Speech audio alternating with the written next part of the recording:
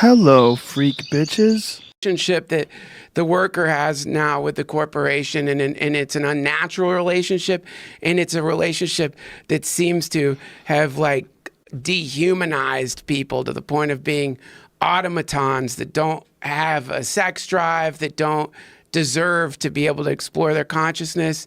And this is a real problem. And do you know what Ari told me? What? You know, Ari studied the Talmud and did it for like 12 hours a day when he was a young man. Yeah. He told me that there was one passage where in one of the ancient texts where it was talking about battling a dragon. And he said, he's like, this doesn't make sense because everything in here is supposed to be a story that actually happened. Like, what is this dragon? Oh, the dragon is a metaphor for masturbation, they tell him. So the dragon that takes away young boys, it is a metaphor for masturbation. Did you talk about this on the podcast? Yes. Dude, it's you know, Ari knows about as much as anyone you're ever going to meet about Orthodox Jewish traditions and the religion and the text. He really did study that shit every day, 12 hours a day for years. I know, in Israel, right? Yeah. So when he tells you about it, and you know, he got the actual translation of the metaphor from a guy who's a scholar. Yeah, like, dude. Yeah. That's a bad metaphor. That's like, I think like if I wanted for whatever reason to dissuade people from jerking off, I could come up with a way better like thing than a dragon to represent it. You know, there'd be some other thing like I don't know, man, like what's like what would be like the creature version of a rolled up ball of dried cum that you've thrown next to your bed, and someone walks into your bedroom and sees the rolled up ball of dried cum Kleenex, and it's just kind of like, that's gross, you didn't clean up your cum Kleenex. It would be like one of them Ghostbuster villains. Right. Like some sort of plasma thing that just jizzes all over you. Yeah. You know, they'd get Ghostbustered. What do you think about the anti-FAP movement? Anti-fat movement? FAP, F-A-P. Oh, no jerking off? Yeah. NoFap, not anti-FAP. Anti-FAP's a different movement. Well, there's good and bad. The good thing is sex will be way more pleasurable. The bad is it'll be way more desirable.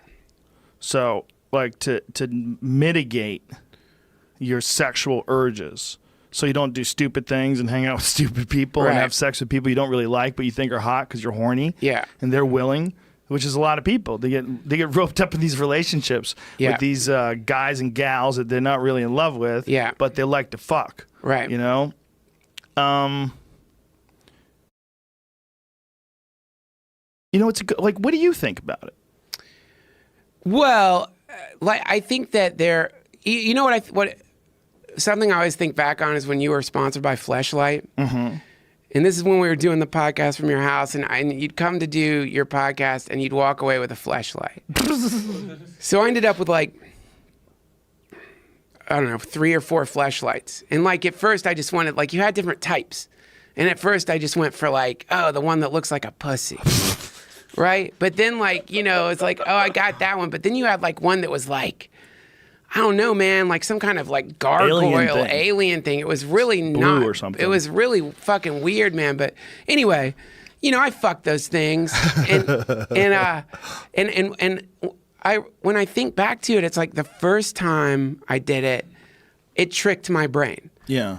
The second time or the third time I did it, it wasn't getting the same effect. Whereas when I have sex with a human, it's a completely different, it feels like it's a completely different series of chemicals that must be being released in my mind. Yeah, you're uniting with someone. You're bonding with someone. You certainly get that oxytocin from orgasming together. Yeah. That bonds people. So I've always thought, generally, like if I'm in a period in my life where I'm jerking off a lot, it's like usually like there's something imbalanced in there. Like I don't mean to apply like a sin to it at all. I'm just saying like personally, it feels a little dissipative when you're doing it a lot. I don't know. No, I completely agree. But that's the balance. But the balance is also like you don't want to just be horny all the time. No. Because when you're horny, you make shitty decisions. So you like you'll date someone just for sex. Yeah, well, you need to, like, I mean, I think that there is something to be said for figuring out how to deal with, like, that kind of energy.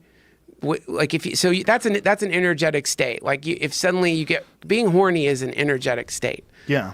It's energy. Like, if you're really horny and you sit and, like, watch the feeling itself, it's electrical. Like, you can feel it moving around in your body. It can almost make you twitchy a little bit. Like, it's like a very potent energetic state.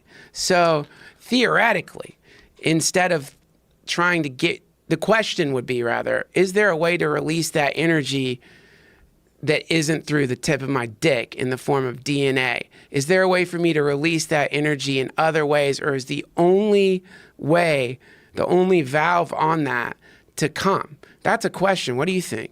I think when this natural buildup happens, it makes people more easily aroused. It makes people more concentrating on sex. And I think that that can put you out of balance too. You can be put out of balance both by too much masturbation. You can definitely be put out of balance by too much desire for sex. Yeah. Because you're just horny. Sure. And you can just take care of it yourself and you'd be relieved. And then you could think clear. You know, I think the body needs a balance, right? That's why I'm a big proponent of exercise.